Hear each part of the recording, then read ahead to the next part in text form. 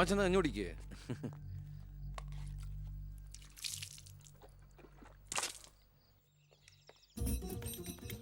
പത്രം വായിച്ചില്ലയോ? പുതിയ ആഭ്യന്തരമന്ത്രിയുടെ കൽപ്പന. വയറ് കുറയ്ക്കാൻ പോലീസുകാർ രാവിലെ ഓടണമെന്ന്. ഞാൻ പണ്ടേ ഓടാറുണ്ട്. എന്റെ കർത്താവേ, കുതിരയ്ക്ക് വെച്ച കഴുതയ്ക്കും ഉണ്ടാവും. എന്റെ ഈശോയെ, ഞാൻ സാറിനല്ല ഉദ്ദേശിച്ച.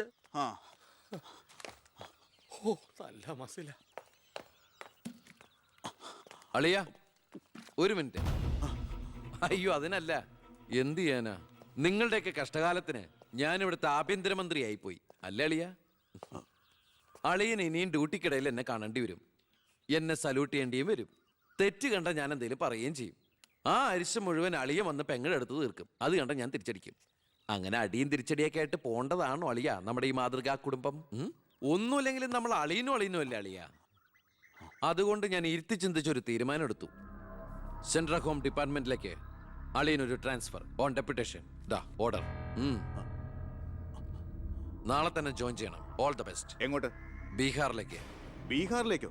ബീഹാർ ബെസ്റ്റ് സ്ഥലമാണ് അളിയ. നോ, എനിക്ക് പറ്റില്ല. നിനക്കെന്നെ ശരിക്കും അറിയില്ല. എന്താ അളിയ ഇങ്ങനെ ചില തെണ്ടി പിള്ളേരെ പോലെ? ഇത് ഗവൺമെന്റ് ഓർഡർ അല്ലേ, അത് ഹോം മിനിസ്റ്റർ നേരിട്ട് തരുന്നത്. അനുസരിച്ചേ പറ്റൂ. എന്താ ഇവിടെ? ASP അളിയനെ മന്ത്രി അളിയൻ ബീഹാറിലോട്ട് തട്ടി. മന്ത്രിയുടെ ഭരണപരിഷ്കാരങ്ങൾ കുടുംബത്തും. ബീഹാറിലേക്കോ? ബീഹാർ ബെസ്റ്റ് സ്ഥലമാണമ്മേ. അല്ല, ഈ ബീഹാർ എന്ന് പറയുമ്പോ എടി ബീഹാർ ഗംഭീര സ്ഥല. നീ വിഷമിക്കണ്ട, നീ പതുക്കെ പോയാ മതി. പേടിക്കാനൊന്നുമില്ല സാറേ. അവിടെ ചെന്ന് ലല്ലു പ്രസാദുമായി ഒരു ടൈപ്പ് ഉണ്ടാക്കിയാൽ കുശാലല്ലേ കുശാൽ. അയ്യോ ചേടാ, കുടുംബത്തൊരു മന്ത്രി ഉണ്ടായാൽ അതുകൊണ്ട് ഗുണം ഉണ്ടാകേണ്ടത് കുടുംബക്കാർ. ഇതിപ്പോ അളിയന് വേണോ ഗുണം? അളിയന് ഈ ചിറാപ്പുഞ്ചി എങ്ങനെയാ? ചിറാപ്പുഞ്ചി? ആ ചിറാപ്പുഞ്ചി ബെസ്റ്റ് സ്ഥലമാണ് അളിയ. അവിടെ IAS കാർക്ക് എന്താ ഡിമാൻഡ് എന്നറിയോ? നമുക്കൊരു കൈ നോക്കിയാലോ? നീ ബ്രേക്ക്ഫാസ്റ്റ് അമ്മ പേടിച്ചു പോയോ? നമുക്ക് അച്ഛനെ നാഗാലാൻഡിലേക്ക് തട്ടിയാലോ? പോടാ അവിടുന്ന്.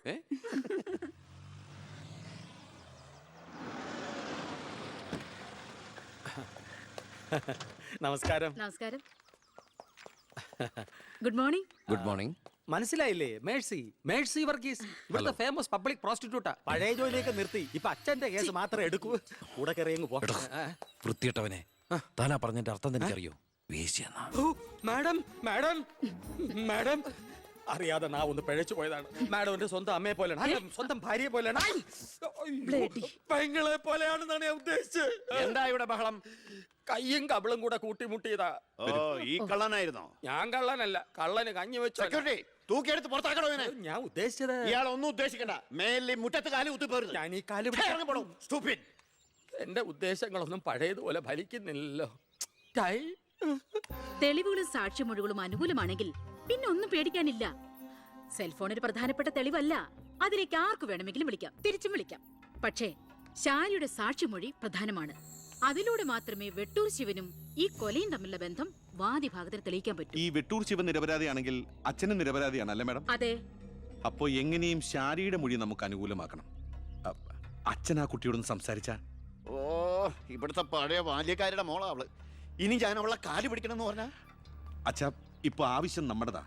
അവൾ അനുസരിക്കും. അതിനുള്ള തന്ത്രങ്ങളൊക്കെ അച്ഛൻ അറിഞ്ഞൂടെ?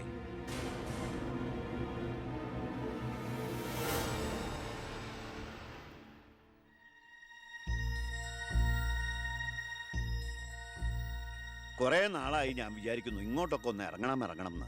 സത്യം പറഞ്ഞ സമയം കിട്ടാറില്ല. അല്ല, ഇവളെങ്ങനെ നിർത്തിയാ മതിയോ? കെട്ടിച്ചുവിടണ്ടേ?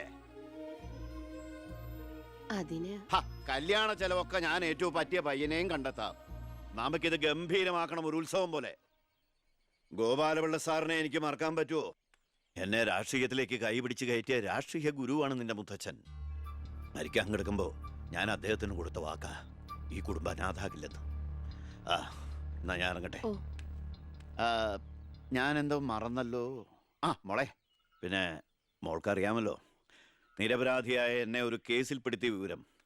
ആ പ്രതിക്കെതിരെയുള്ള മോളുടെ മൊഴി അതൊന്നും മാറ്റി പറയണം. ഞാൻ സത്യം പറയൂ.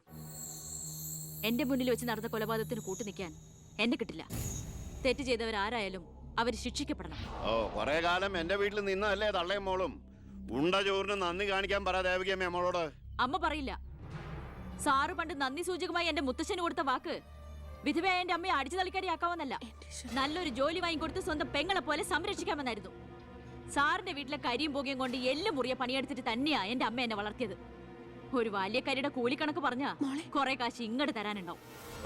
ഞാഞ്ഞൂളിനും പത്തി കൊള്ളാം. നീയൊക്കെ മാനം മര്യാദയായിട്ട് ജീവിക്കുന്ന എനിക്കൊന്ന് കാണണം.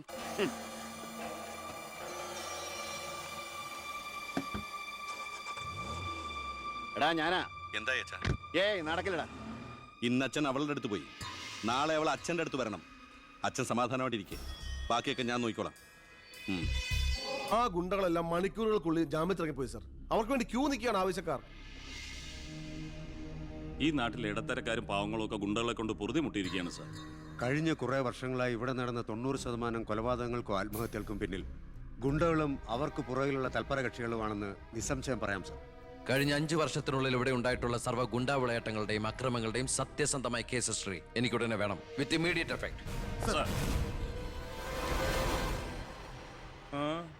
സാർ, ഈ ഫയലുകളൊക്കെ ഒന്ന് പഠിക്കണം. കഴിഞ്ഞ 5 വർഷത്തിനിടയ്ക്ക് കേരളത്തിലുണ്ടായിട്ടുള്ള ഞെട്ടിക്കുന്ന അക്രമങ്ങളുടെ സത്യസന്ധമായ ഡീറ്റെയിൽസ് ആണിത്. 300-ലേറെ കൊലപാതകങ്ങൾ, 2000-ലേറെ ആത്മഹത്യകൾ, 3000-ലേറെ ആത്മഹത്യാ ശ്രമങ്ങൾ, അക്രമങ്ങളിൽ അംഗമംഗം വന്നവർ 6000-ലേറെ. എന്നിട്ടോ ബന്ധപ്പെട്ട കേസുകളിൽ ശിക്ഷിക്കപ്പെട്ടത് ദാ വെറും 12 പേർ. വ്യക്തമായ തെളിവുകളോ സാക്ഷിമൊഴികളോ ഇല്ലാതെ രക്ഷപ്പെട്ടവർ 650-ലേറെ.